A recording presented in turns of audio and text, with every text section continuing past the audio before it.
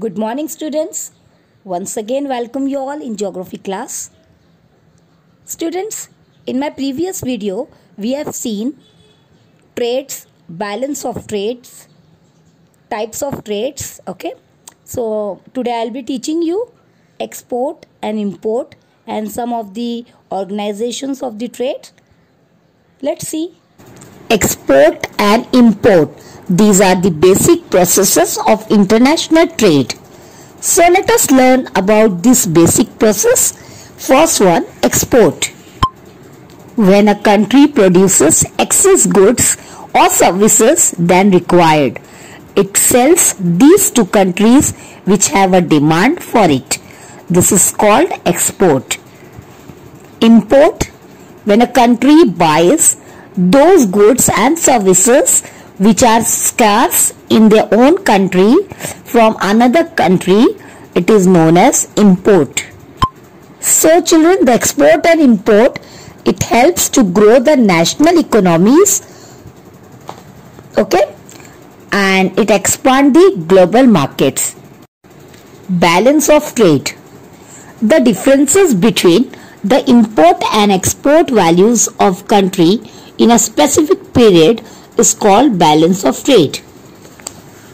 The balance of trade is used to help the economies to understand the strength of a country's economy in relation with the other country. So children, this is one of the advantage of the trade. Now let us learn about the types of balance of trade. First one we'll see unfavorable balance of trade. In this unfavorable balance of trade, the value of import is more than the value of export. It is called unfavorable balance of trade. So children, this unfavorable balance of trade is also called as trade deficit. Now let's see second one, that is favorable balance of trade. When the value of export is more than the value of imports, it is called favorable balance of trade. So the favorable balance of trade, it is a positive situations where a countries export more goods and services than what is import. So it is an economic term that refers to the existence of a trade surplus. Now let's see the balanced trade. When the value of imports and export almost the same, it is called balanced balance of trade. So children, I hope you understood balance of trade, favorable, unfavorable and balance of trade. Okay. Now let's see International Trade Organization. ITO was a proposed name for International Organization for Regulation of Trade. Carrying out the trade at an international level is a more complex process than domestic trade. So children, as you have learned earlier that the domestic trade is a trade which takes place at different regions within the same country, whereas international trade, it means exchange of goods and services of one country with the other country. So the international trade is more complex than the domestic trade. Now, what are the factors that influence the trade? Let us see. The first factor is the economy of the country, government policies, markets, laws, judicial system, currency, language. The political relations between the two countries also influences the trade between them. So children, as we have seen, the complexity arises due to the several factors among the nations. One of the factor, that is political relation. If the political relations among the nation are not good or not healthy, then it will difficult the trade between the two nations. In order to avoid the mutual relationship adversely, the need of the international economy and the trade organizations arose. Now let us learn about some economic organizations of the world. The first one is WTO, that is World Trade Organization. Its headquarters is situated in Geneva, Switzerland.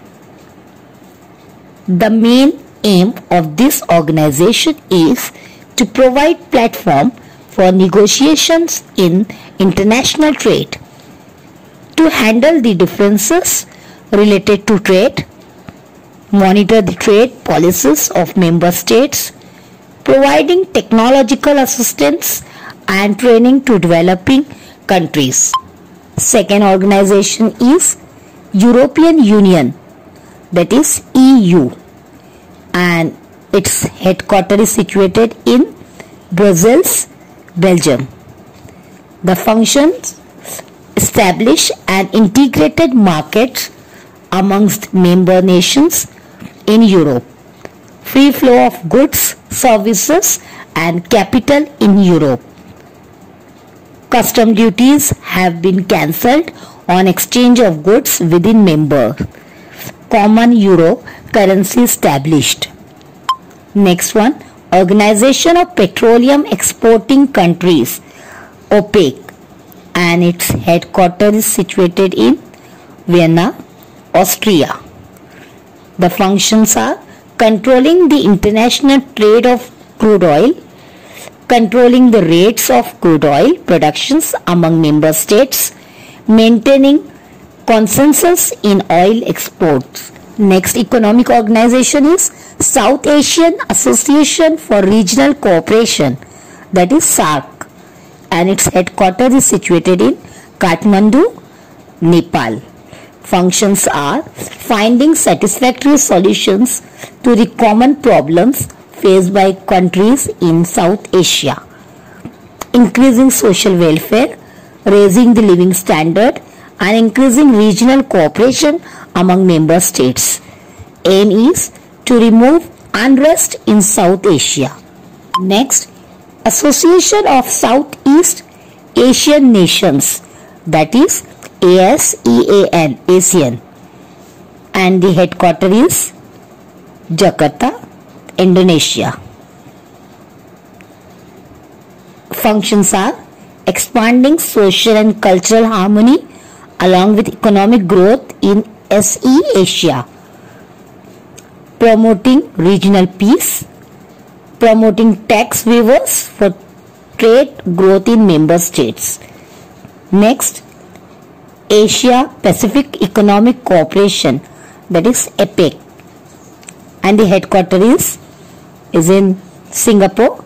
Functions are free trade and economic cooperation in Asia Pacific Ocean regions, promoting regional and technical cooperation among members.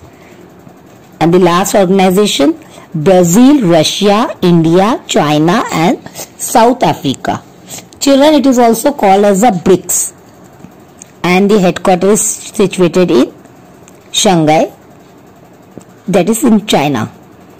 Functions are make funds available for growth of economies of members, enhancing mutual economic cooperation, strengthening economic security. Now let us learn what is marketing.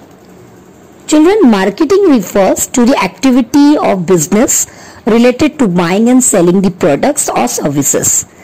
It involves finding out what a consumer wants and determining whether it is possible to producing it at the right place.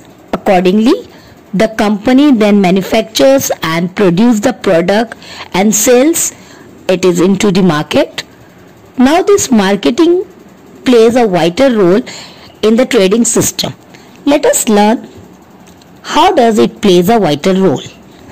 It is through the marketing one can increase the business systematically. The productions can be distributed all at once in a large scale. Not only that, but the product can even reach to the large numbers of consumers. As so it is said that marketing has an important role in trading system. Children, like marketing, advertisement too plays an important role in marketing. Advertisement makes the customers feel the need to buy the goods are on the rise, reaching maximum customers, attracting customers to the products, and making consumer buy the products are the objectives behind them. So children, it is advertisement which is one of the most commonly used of communication. It is because of the advertisement the consumer are posted the latest product which are available in the market. Now since the consumer are aware of the product due to advertisement, now they can select the product which are best suited for the need. In recent time, information technology and media have affected the marketing system deeply. Because of the revolution in the field of information technology, the whole world has become a big market. Through internet, we can get information about the production taking place in various countries. This makes numerous options available to the customers. It is due to internet that customers can use facilities like online trading, e-marketing, etc. So children, here media is means of communication. A means of communication like radio, televisions, newspaper, magazines and the internet that can reach or influence the people widely, that is called to be as a media. In the world of information technology, the marketer refers to employ modern marketing to attach more customers rather than using the traditional marketing. Now because of the rapid growth in the technology and the modern digital marketing, it has made more opportunity for the marketers to attract the customers, to improve the company's sales and profits.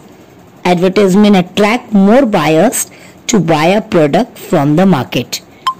But if a product is advertised using incorrect information, fraudulent means or making exaggerate statements to cheat the customers, pointing out the shortcomings of the competitors, then advertisement tends to lose our trust many a times. Therefore, while advertising, it is necessary to follow rules and regulations. The consumers should also be aware of such advertisement. That is why the Consumer Protection Act has been enacted. So children, it is necessary that the consumer recognizes his own needs and buys goods at reasonable rates. So student, this is the end of the chapter trade. I hope everyone understand the lesson well. Thank you students. Have a nice day.